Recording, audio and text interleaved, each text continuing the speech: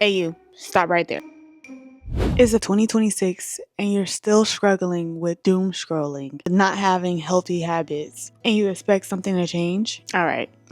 We're going to nip that in the bud this year. Everybody wants to do a rebrand in 2026. Every time a new year comes around, somebody wants to do a rebrand. Instead of rebranding, let's change our habits instead, because that's the way we're going to actually get to our goals. It doesn't matter how many times you rebrand. If you look back and you're still in the same position, or you only achieved 1 or 2 goals during the year that probably weren't even related to the goals that you actually wanted to accomplish, then we have some habits to change. This right here, this gonna keep you where you at. So let's actually change our lives in 2026. If you're new to the channel, I'm Monet. I do everything fashion, lifestyle, beauty, motivation, you name it, we do it here on the channel, because I just want you girls to win, or guys, it doesn't really matter, but I just want everybody to win, and I am someone who loves to motivate.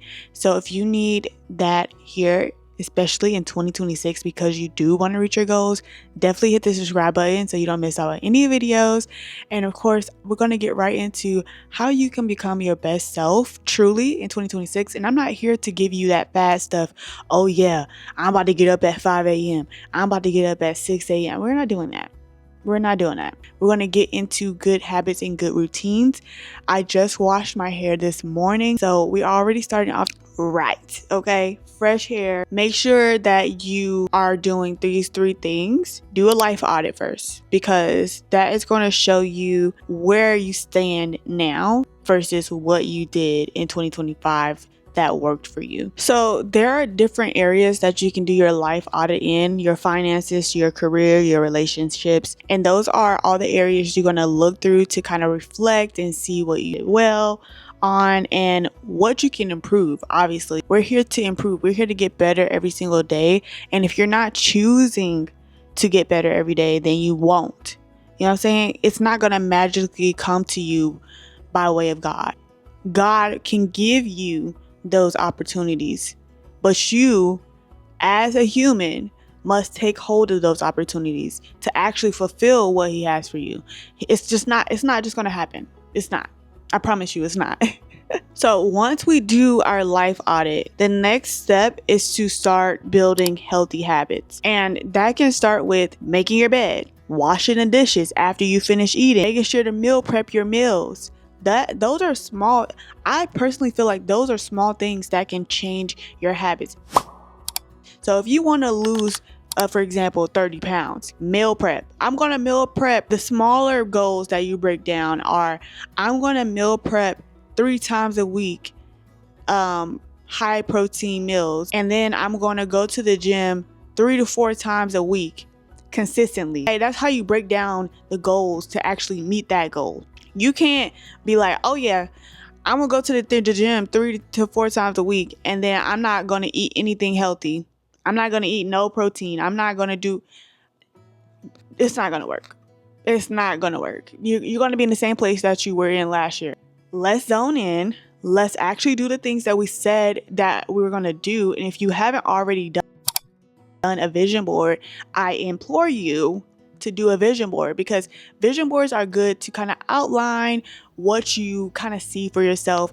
Although whatever God's plans for you might intervene with those, it might not end up looking exactly like your vision board, but it could be close.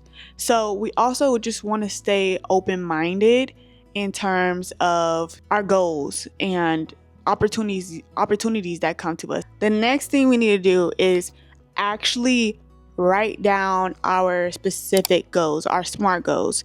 So you want to make sure that it's specific, measurable, attainable, and then relevant or realistic, and time bound. So you just want to make sure that your goals are specific, kind of like what we did with the 40-pound weight loss example.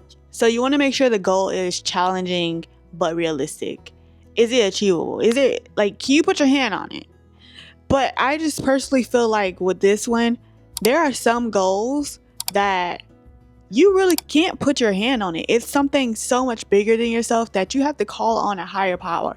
You have to rely on God for some goals. You know what I'm saying? Especially if you want to be a creator in 2026, you really have to put that in God's hands, but also remember to be yourself.